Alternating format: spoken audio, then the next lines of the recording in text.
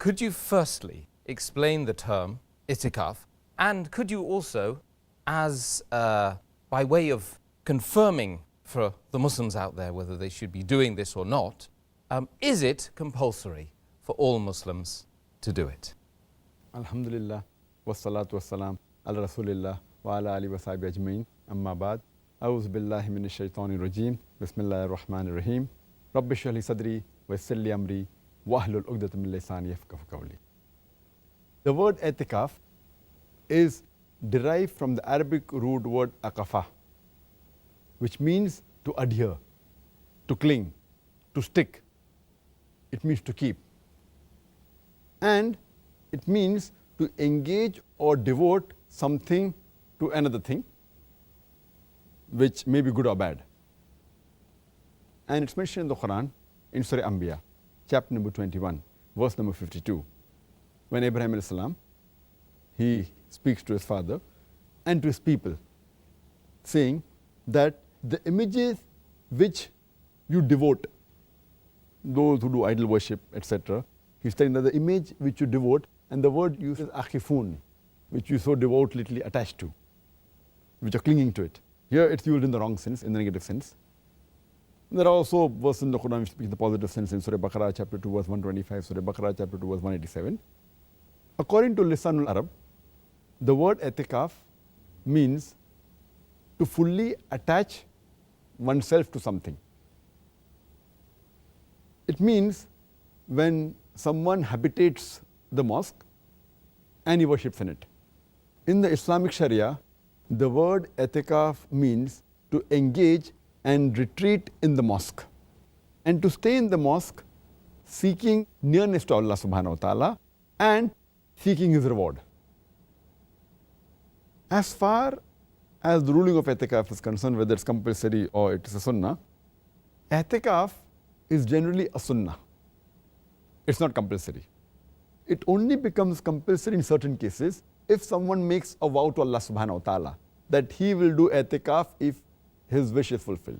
For example, someone will say that I will do i'tikaf for 2 days if my sick relative is cured, or I may do i'tikaf for 3 days if I pass in the examination. So if someone vows to Allah subhanahu wa ta'ala for the fulfillment of his desire, then i'tikaf is compulsory. Whatever the person has vowed, he has to fulfill it. Otherwise, i'tikaf is a sunnah, but it is a sunnat-e-muakkada, a very highly recommended sunnah. As it's mentioned in the hadith of Sahih Bukhari, volume number 8, in the book of oaths and vows, hadith number 6696, where the Messenger of Allah subhanahu wa ta'ala said that anyone who promises to obey Allah subhanahu wa ta'ala, he should obey him. And anyone who promises disobedience to Allah subhanahu wa ta'ala, he should not disobey him. And there's a hadith, Hazrat Umar, may Allah be pleased with him, mentioned in Sahih Bukhari, volume number 8, in the book of oaths and vows, hadith number 6697, where Hazrat Umar, may Allah be pleased with him, he says to the Messenger of Allah subhanahu wa ta'ala that I had vowed in the days of ignorance before he embraced Islam that he will do i'tikaf for 1 night in Masjid al-Haram. So the Prophet said that fulfill your vow. Because the vow was good, obeying Allah subhanahu wa ta'ala, the Prophet says fulfill it. And there are various verses in the Quran which speak about i'tikaf. Allah says in Surah Baqarah, chapter number 2, verse number 125. He tells to Abraham alayhi salam and to Ishmael alayhi salam that, O Abraham and Ismail, may peace be upon them, you sanctify the Kaaba of Allah subhanahu wa ta'ala, the house of Allah subhanahu wa ta'ala, because people circumambulate around the Kaaba and they stay, they do i'tikaf, they retreat in the mosque. And some of the believers, they bow and they prostrate while worshipping Allah subhanahu wa ta'ala. Here the word i'tikaf, retreat, is used.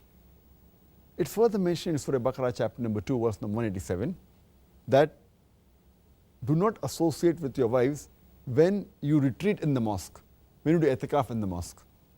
And there are several hadiths talking about i'tikaf, including Sahih Bukhari, volume number 3, in the book of i'tikaf, hadith number 2026.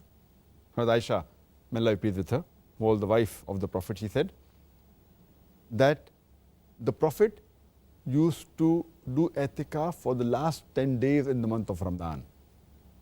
And after he died, the wives of the Prophet used to continue that practice.